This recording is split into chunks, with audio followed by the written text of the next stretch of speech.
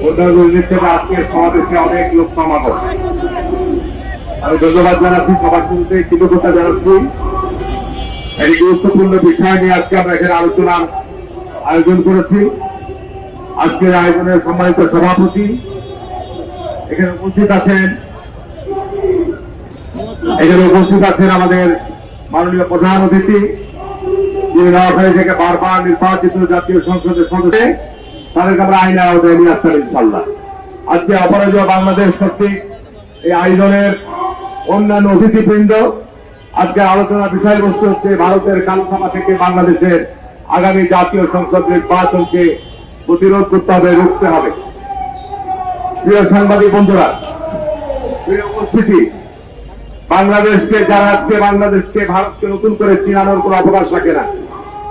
1971 সালে বাংলাদেশকে স্বাধীনতার ক্ষেত্রে সহায়তা করেছিল, এখানে ভারতের স্বার্থ জড়িত ছিল।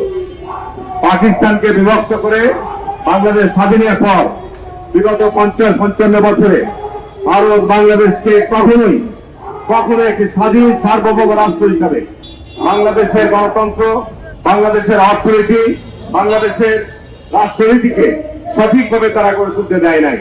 বিশেষ করে গত 15 বছরের ইতিহাস যদি আমরা বিশ্লেষণ করি, বাংলাদেশের যারা দুশ্মন, বাংলাদেশে যারা গণহত্যা চালিয়েছে, বাংলাদেশে যারা সম্পদ লুটপাট করেছে, বাংলাদেশের এদেশের মানুষকে যারা গুম করেছে, বিচারপতি হত্যাকাণ্ড ঘটিয়েছে, তারা আজকে সব ভারতীয় আশ্রয় গ্রহণ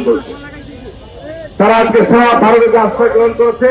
এবং বাংলাদেশকে অস্থিতিশীল করার জন্য, আগামী জাতীয় নির্বাচনকে কুণ্ডুল করার জন্য ব্যাপক ষড়যন্ত্র চক্রান্ত হচ্ছে।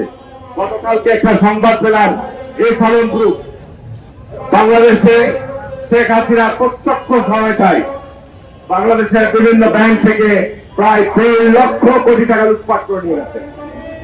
1-2 কোটি টাকা নয়, 1.5 লক্ষ কোটি টাকা। এবং এই টাকা আজকে বাংলাদেশে একটা অস্তিত্বতা সৃষ্টির জন্য ষড়যন্ত্র এবং চক্রান্তে লিপ্ত রয়েছে। প্রিয় উপস্থিতি, প্রিয় সাংবাদিক বন্ধুরা, বাংলাদেশের স্বাধীনতার সার্বভৌমত্বের ব্যাপারে বিএনপি আপোষহীন।